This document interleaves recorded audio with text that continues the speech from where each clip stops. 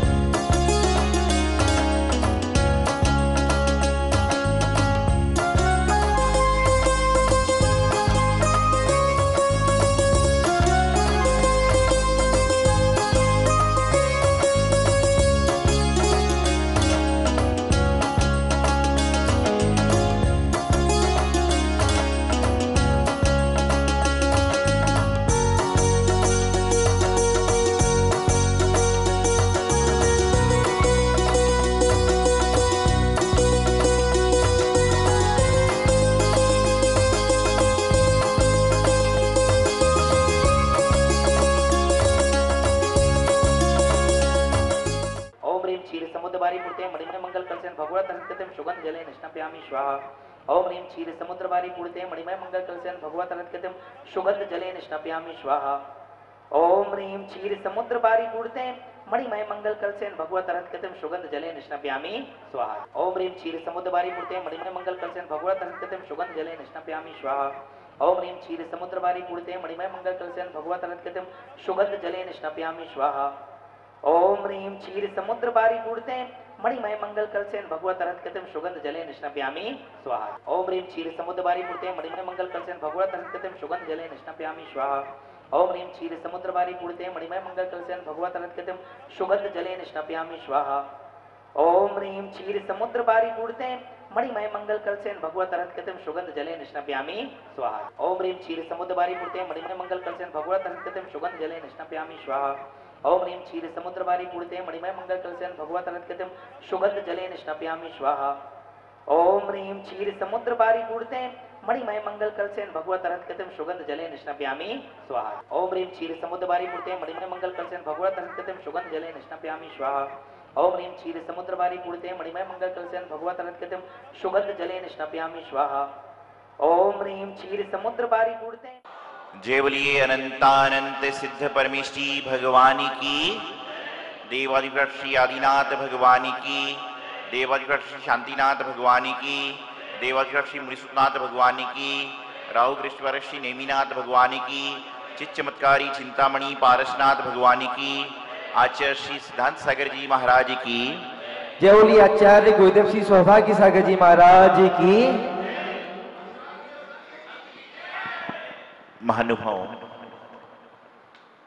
बचपन से हम और आप सभी एक बात सुन रहे हैं कि इंसान जन्म से नहीं कर्म से महान बनता है। इंसान जन्म लेने के बाद जैसे कर्म करता है, जैसे कार्य करता है, उसी हिसाब से उसकी जीवन की संरचना बना करती है। आज सभी के चेहरों पर मुस्कुराहट है, सभी के चेहरों पर आनंद के भाव दिख रहे हैं, और वह आनंद के भाव इसलिए दिख रहे हैं कि अयोध्या नगरी में राजा नाभि राय, माता मरुदेवी के यहाँ पर आदि कुमार, बालक आदि कुमार का जन्म हुआ है। और तीनों लोगों में क्या हो गया, एक शांति की वातावरण छा गई। और जब जब तीर्थंकर भगवान का जन्म होता है तो तीनों लोगों में कुछ समय के लिए बिल्कुल शांति छा जाया करती है और सारा का सारा काम संपन्न हो जाया करता है।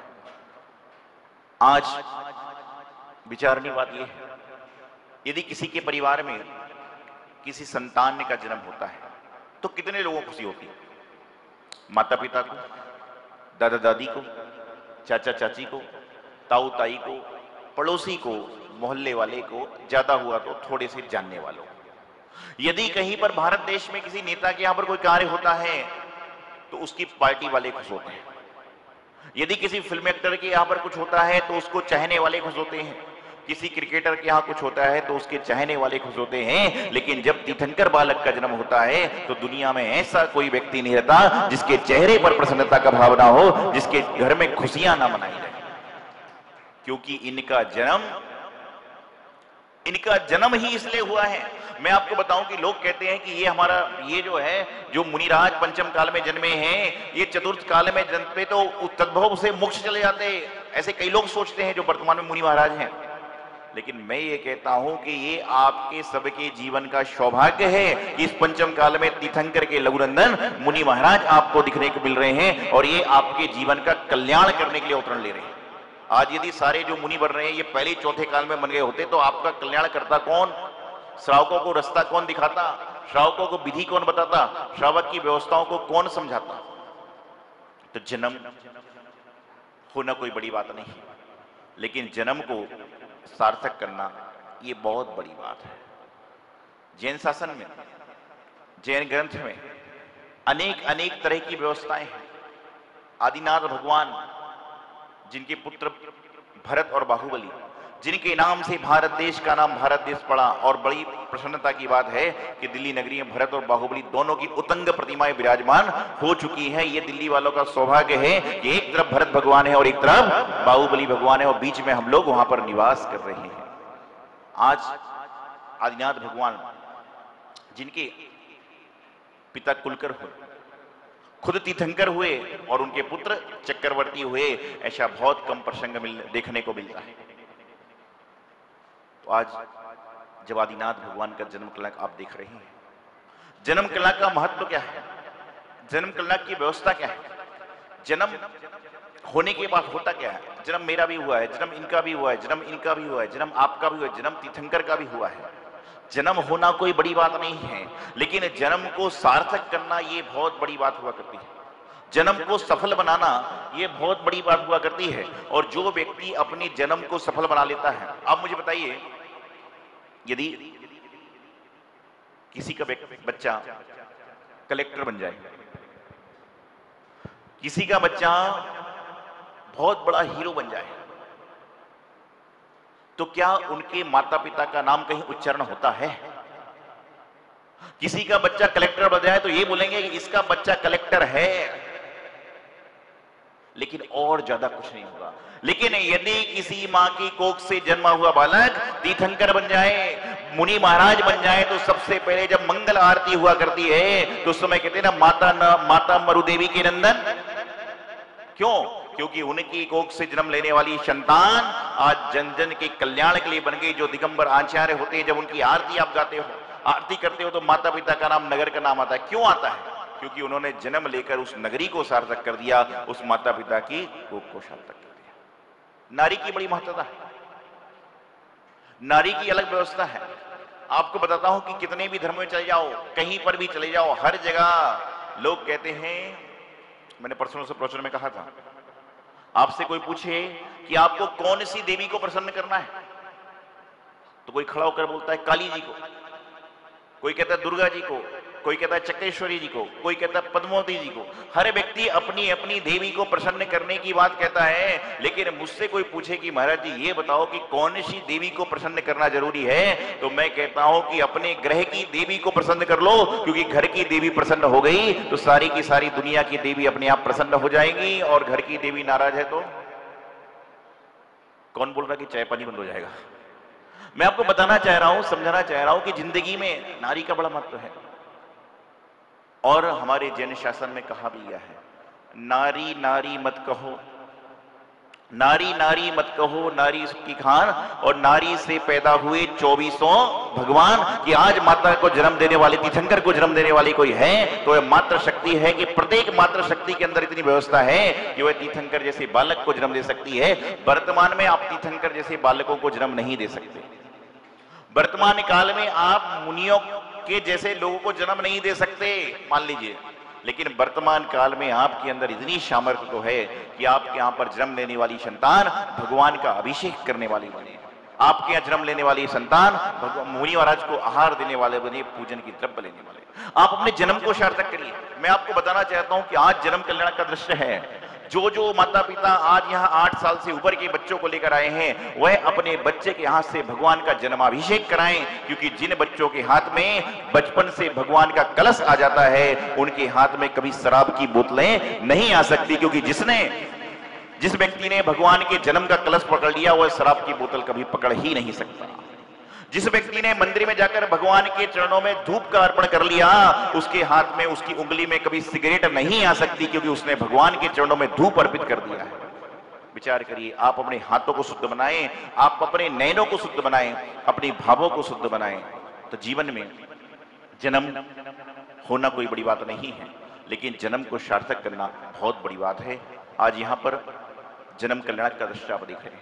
कल आपने देखा कि माता के 16 स्वप्न, एक एक स्वप्न का फलादेश बताया गया, एक एक स्वप्न की व्यवस्था बताई गई, एक एक स्वप्न की क्रियाएं बताई गई, और आपको बताया गया कि माता के स्वप्न का फल क्या होता है। और आप विचार करें, जितनी माताएं यहाँ पर बैठी थी, जितने पिता कल कार्यक्रम बैठे थे, जितने इंद्र इंद्राणी आदि सब बैठे थे, क्या कभी आपको इन 16 स्वप्न में से कोई स्वप्न दिखा है? दिखेगा ही नहीं, दिख ही नहीं सकता, क्योंकि सोने के पहले भी दिमाग में व्यक्ति के टेंशन चला करती है, ये क्या चल रहा है, तो सपने में क्या दिखेगा? जो हलवाई होता है उसको सपने में रोज जलेबी, समोसे, कचौड़ी, रसगुल्ले दिखते हैं। क्यों? क्योंकि सुबह उसको काम वही करना है। जो पढ़ने वाला व्यक्ति हुआ करता है, उसको रोज सपने में दिखता है कि मैं परीक्षा देने जा रहा हूं, ऐसा हो रहा है, वैसा हो रहा है, क्वेश्चन नहीं बन रहा है, क्योंकि उसको पढ़ना है। जो व्यापारी होता है उसको सपने में वही दिख रहा है, क्योंकि जैसा हम काम कर रहे हैं, जैसा हम सोच रहे हैं, वैसा ही हमें स्वप्न में दिखाई देगा। मैं हमेशा एक बात कहता हूं, संध्या काल में, रात्रि काल में जब सोने लग जाओ, तो सोने के पहले 3 मिनट, 6 मिनट, 1 मिनट कम से कम आंख बंद करके, मैं कौन हूं, मैं कहां से आया, मुझे कहां जाना है, इस संसार में कोई भी अपना नहीं है। इतनी बात आप रात को सोते समय दोहरा लो, आपको रात्रि में गलत सपने आएंगे ही नहीं। लोग वर्तमान में नींद की गोली खाकर सो रहे हैं। वर्तमान में ऐसे 100 में से 25, 30, 40 बल्कि 50 लोग मिल जाएंगे कि जो नींद की गोली खाए बिना सो नहीं सकते हैं। विचार करिए कि नींद लाने के लिए भी आपको गोली खाना पड़ रही है, तो कहीं ना कहीं आपके जीवन के कर्म खराब हैं, आपके जीवन की व्यवस्थाएं बिगड़ी हुई हैं, आपके जीवन की समस्याएं बहुत ज्यादा हैं। अरे इससे अच्छा तो रास्ते में चलता मजदूर है कि जो गर्मी में दोपहर में सो रहा है, पसीना टपक रहा है, लेकिन वह पत्थर पर लेटता है और उसको इतनी घोड़े बेच की नींद आती है कि मतलब कुछ में सोचो तो अब से ज्यादा पुण्यशाली तो वह व्यक्ति। तो जन्म की बात है, जन्म कल्याण का दृष्ट है। भगवान का कल्याण तो पहले ही हो गया, और उन्होंने अपना कल्याण करने के बाद आपको हमें राह बता दी। आदिनाथ भगवान का संदेश क्या है पता आपको? आदिनाथ भगवान का संदेश क्या है? ऋषि बनो या कृषि करो। क्या कहा? ऋषि बनो या कृषि करो। उन्होंने कह दिया या तो पहले साधु बन जाओ, और बोले साधु नहीं बन सकते तो कृषि बनो, कृषि करो, अर्थात खेती किसानी करो। उस समय की बात थी, आपको दृश्य यहाँ पर पंडित जी वर्ग दिखाएंगे सारा। तो मैं आपको बता रहा हूँ कि आदिनाथ भगवान ने संदेश दिया कि तो संत बन जाओ, नहीं तो खेती किसानी काम करो। तो और यदि आप दोनों नहीं कर पा रहे तो कम से कम जो संत बन चुके हैं उनकी सेवा करने का, जो भगवान है उनकी सेवा करने का भाव तो लाओ। तो प्रत्येक माता पिता संकल्प करे। कल भी मैंने बताया था कि हमारे यहाँ पर आने वाली जो संतान है उनको हम जन्म से ही ऐसे संस्कार देंगे। पहले के जमाने में बालक के यज्ञोपवीत संस्कार होते थे। दक्षिण भारत में, महाराष्ट्र में आज भी व्यवस्था है। यज्ञोपवीत जब संस्कार हुआ करते थे तो उस समय उनको संस्कार दे दिया जाता था कि मध्य मास मधु का त्याग करना है। लेकिन आज बच्चा जन्म लेता नहीं है, 50वें दिन कहते हैं इसको शहद खिलाना पड़ेगा, और माता पिता सोचते भैया शहद खा दो, प्रायश्चित बाद में ले लेंगे। और आजकल तो ऐसे लोग हो गए हैं दुनिया में कि कोई गलती हो जाए नमोकार मंत्र की एक माला कर लेना, तो भाई हमारा क्या होगा?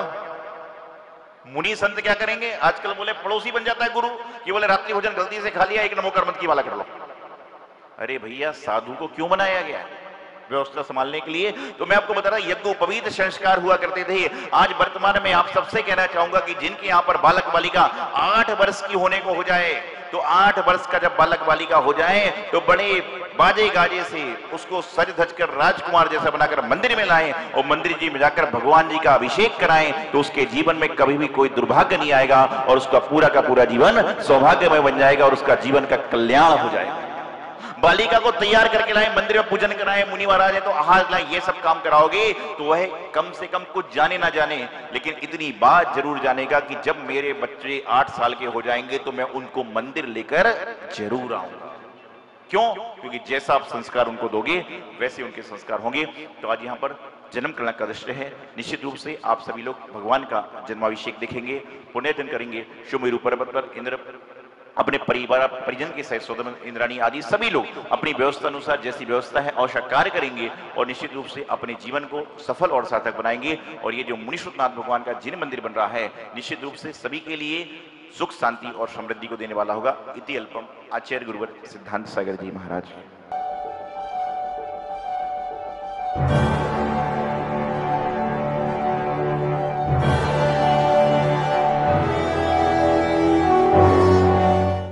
पार्श्वनाथ भगवान की जय। आचार्य श्री सिद्धांत सागर जी महाराज की जय। आचार्य श्री सौभाग्य सागर जी महाराज की जय।